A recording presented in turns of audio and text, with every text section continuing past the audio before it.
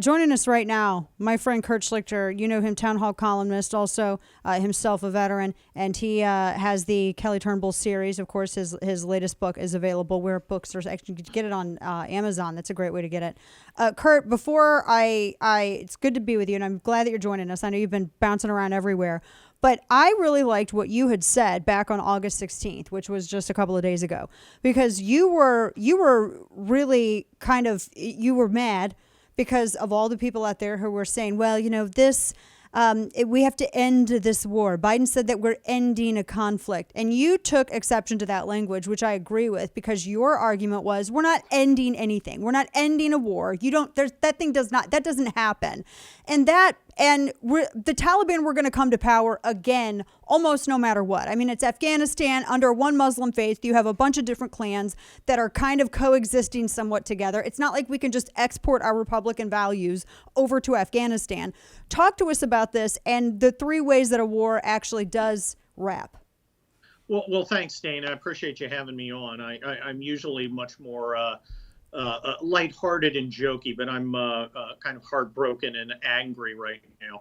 So if I'm not as amusing as I normally am, people falling off of C-17s trying to escape from terrorists kind of does that to me. Yeah. There are three ways a war ends. A war ends with victory, it ends with defeat, or it ends with a negotiated settlement.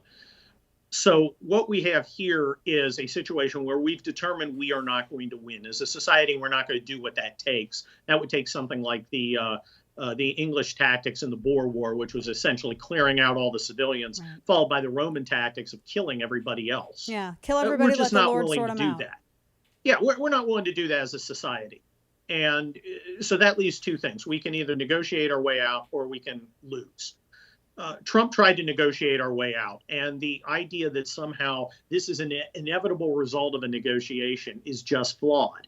I keep seeing the genius Afghanistan experts on social media, the liberal blue checks, who last week were epidemiology experts. Now they're Afghanistan experts. Saying, well, 4 years ago, Trump released some prisoners. Trump was going to settle this thing anyway. Well, yes. Trump chose a negotiated result. Yes, he did, and he did things consistent with it. I'm wondering if they can think of a different kind of a peace treaty that doesn't involve releasing all the enemy prisoners. Mm-hmm. I can't think of one. That doesn't sound like something they're going to accept. When you negotiate, you don't get everything you want. You do when you win, but we've chosen not to do that. So we're always going to have to release some prisoners. We're always going to have to compromise in some ways. But that peace treaty had some provisions that they had to honor, and we had the military force to force them to. We chose not to use that. We chose not to enforce the peace treaty. The idea that somehow you are condemned by, the fact that Trump also wanted the strategic objective of getting out of Afghanistan meant inevitably he was going to tactically fail in the spectacular and appalling way that President Biden and his cast of clowns have failed. Yeah. is ridiculous. It's simply not so. Biden actually had more time to plan and execute a competent retrograde operation. He actually extended it out 3 months. And we've seen that they've done nothing. They apparently did nothing with the visas to get our people out. They don't even know how, Dana, they don't even know how many people they have to get out. And as a guy who planned a lot of operations as a colonel, the basic thing is you need to know what your mission is. Right. And if you don't know what your mission is, you define it. My first thing would be, if I came and sat down, I go, okay, guys, how many folks do we have to get out? And if everybody kind of looked at each other and looked at me like I was the stupid one, after I fired a number of people, we would get into priorities like, okay, let's identify everything we have to do, which means identify everybody we have to move. Let's identify the equipment we have to move. Let's identify the bases we have to evacuate. Let's identify the sensitive equipment that has to be dealt with. And let's plan for all that. That's what Americans do. Right. Our military is unparalleled in its ability to plan and execute through with logistical support. Well, right, Milley the other day, I think yesterday, got up and essentially was hedging about the fact that we're now buying jet fuel from the Taliban. Yes. It's like, you guys didn't, it didn't occur to you we might need to refuel planes? I mean, this is basics. I can't emphasize how basic stuff this is. And having to rely my upon squadron staff could have done a Yes. better job than this. and having to rely upon the Taliban and their promise of not firing on Americans if they tried to run the gamut to get to the Air Force, to the air base there. Well, actually, this is just the Hamid Karzai airport there in Kabul. That Lloyd Austin was stunned when he was asked that the other day. And this came on the heels, and I wanted to get your response to this.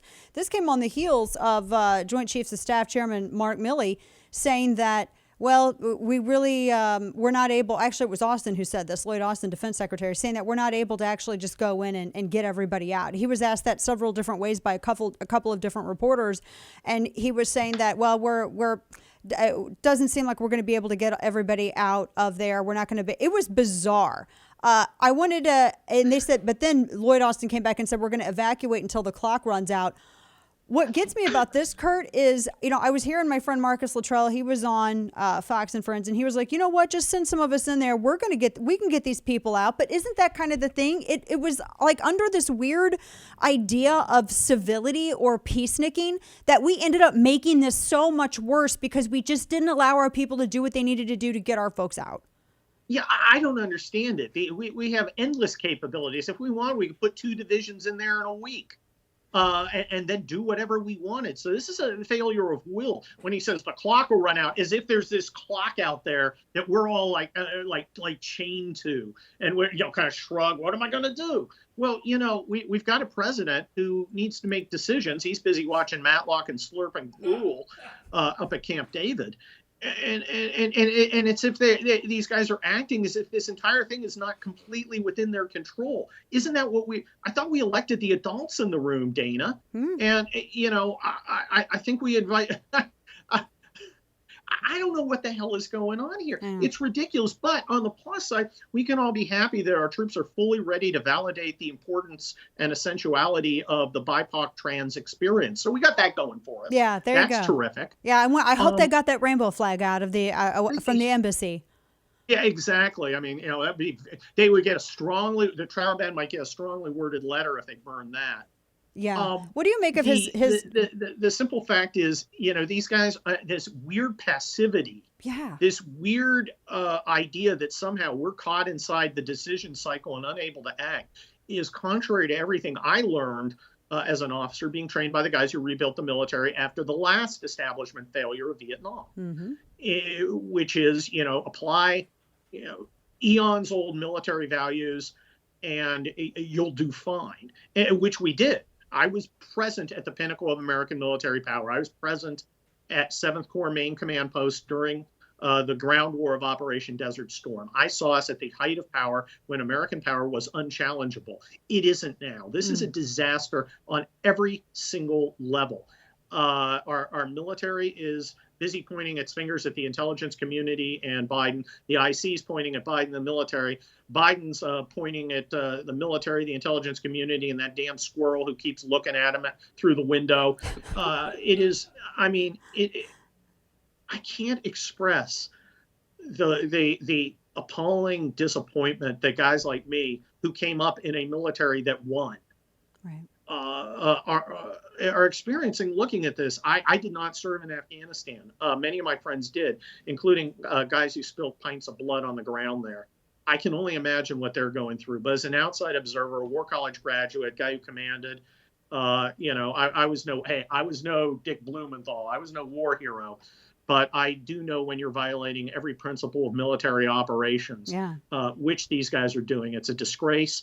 I know we can come back. We came back after Vietnam, but it's going to be a long 3.5 years. I'm talking to my friend Kurt Schlichter, and I, when I was, because I've heard so many of my friends who have served, veteran friends of mine, and they were saying, it would be easy actually for American forces to get our people out. It would be easy for us to get out those interpreters and those informants, and to just what in the world is stopping the United States government from making a decision? What the commander-in-chief has said, don't do it. He's the commander-in-chief. Because he's an idiot. And because he's, that's it. These guys, look, Joe Biden is so emblematic of our establishment. He's a stupid, stupid man with a track record of unblemished by anything like success. He is a failure on every level, and he thinks he's a freaking genius. Yeah. Okay, he thinks he's Clausewitz plus Sun Tzu times Napoleon. He's not. Okay, he's General Friedenthal times General Paulus at Stalingrad. He's a disaster on every level. And that's our establishment in every institution. These guys have failed at everything. I keep telling people, what is our this generation of our elite given us? Right. Now it's Afghanistan. Before, their big highlight was Wall Street. I wanted to ask you, we're talking to my friend Kurt Schlichter. I'm really interested in getting your perspective on this, because I feel like one of the spins to your point about, he like Biden thinks that he really is the smartest person in the room when it comes to military strategy on this. I feel like this is a floater for spinning his position on Afghanistan, because a lot of people are saying, well, it's because of Beau Biden. I'm not sending, this had to do with his conversation with Richard Holbrooke, which was Obama's envoy to Afghanistan and Pakistan. And Holbrooke was talking about, continued aid and assistance to Afghans, et cetera, et cetera. And apparently Biden screamed at him, I'm not sending my boy back there to risk his life on behalf of women's rights. It just won't work. That's not what they're for. And everyone's focusing on not going to send my boy back. So the way I feel like this is getting spun is that Biden is saying, well, I went through this with my son, and that's why I wanted to.